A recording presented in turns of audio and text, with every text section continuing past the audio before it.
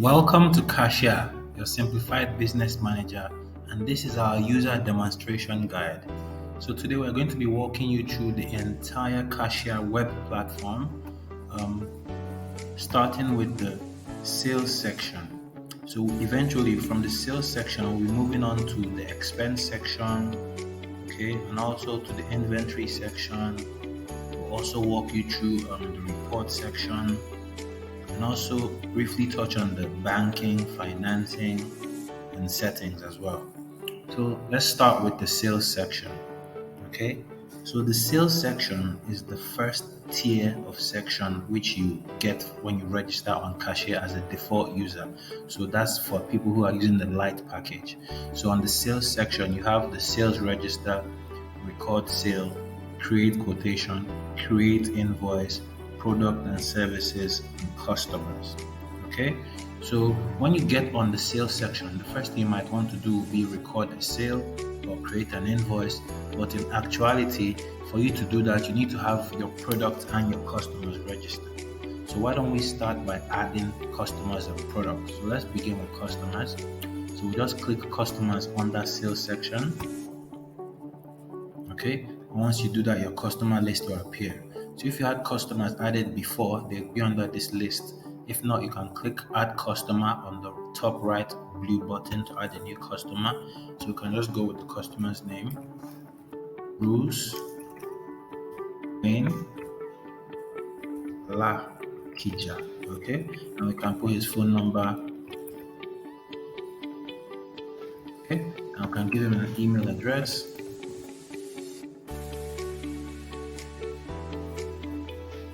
And then we save.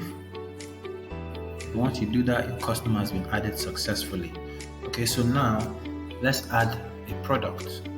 Okay, so we can either do that from the quick sales menu here, product and services, or we can go back to the action center and click products and services from there. And once you do that, the list comes up with the products you've already added and their status.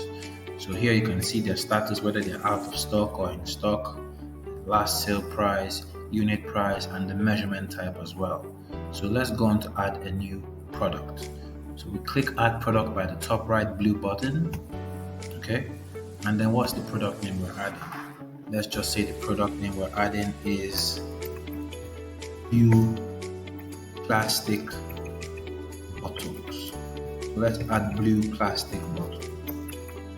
Okay, and we're going to measure that in pieces. That's the measurement type we're choosing. And we're going to see that each of this goes for 1,000 naira. Okay, and let's just assume that this item isn't vatable, so we're not charging VAT. So we're going to save, and the item has been saved successfully. Okay, so now we can go on to record our first sale. So let's just go, we can do that from here, record sale, or we can go back to the main menu with the action center and click record sale. Okay, so let me just log back in. I'm timed out. All right, so as soon as you go to record sale, you see the product name, you see a page with the item to add to sale, and you see a product name. So if you just click on product name, the list drops down and you can select the item you want to sell. In our case, this would be the item we just created, which was the blue plastic bottle. So we select the blue plastic bottle and you see the price there. So here we have an option to add if the delivery is complete or not, quantity supplied and remaining, and we also have the option to add a discount if we'd like to. If not, we can just move on. Okay, so here you see that we have no customer, so we have to choose the customer that we're selling this item to. Okay, so we're going to go with the customer we just created, which is Mr. Alakija. We select that. Okay, and after you do that, you can just go on, press next.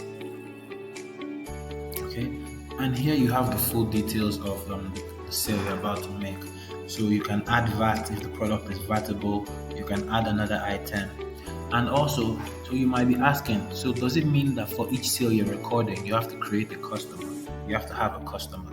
So basically, if you're clicking paid in full like this, then you don't need to have a customer because the transaction is one straight transaction. But if you're not paying, if the customer isn't paying in full and you do 500, then you have to select the balance and select the customer, because if the customer isn't paid in full, then it means that you need to follow up. That our app needs to remind you to follow up with the customer so that you can continue to get the rest of your funds. But if it's paid in full, you can just continue and you can just select the account the customer paid to. You can see here whether he paid in cash or to one of your accounts, and you click submit. Okay. And once you do that, you see that your transaction was saved successfully. Okay. And then you can just go on to generate the receipt right from that page. Okay. And you just add notes if you want, and then click generate receipt. So once you click generate receipt, you see a beautiful receipt right here, a very professional standard receipt, and you can have this sent to your customers. And your company logo will be here if you've added it under your profile, which we haven't done on this profile.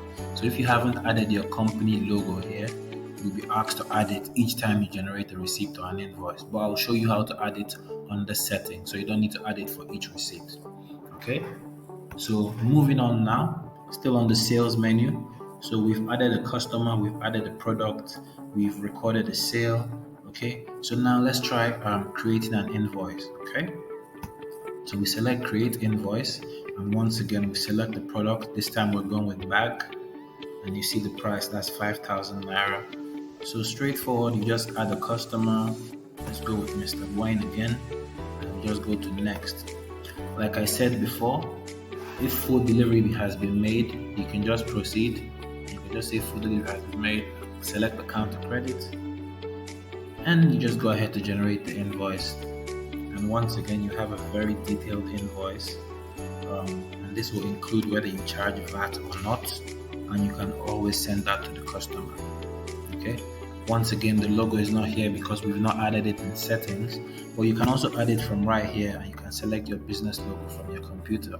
But with this, like I said, you have to add it each time, so it's better to add in settings, which I'll show you as the video guide moves on.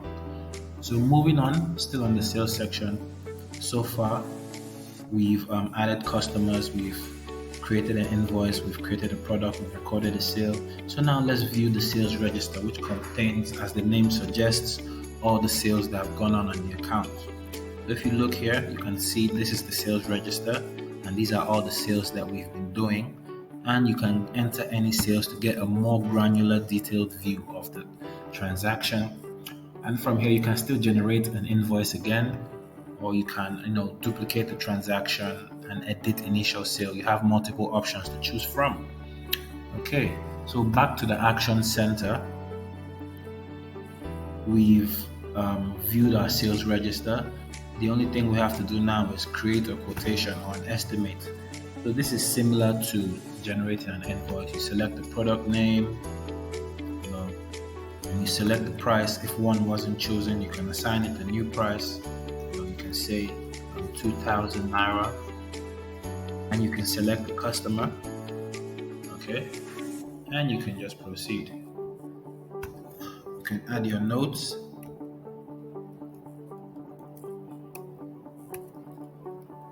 Product delivered, any note of your choice.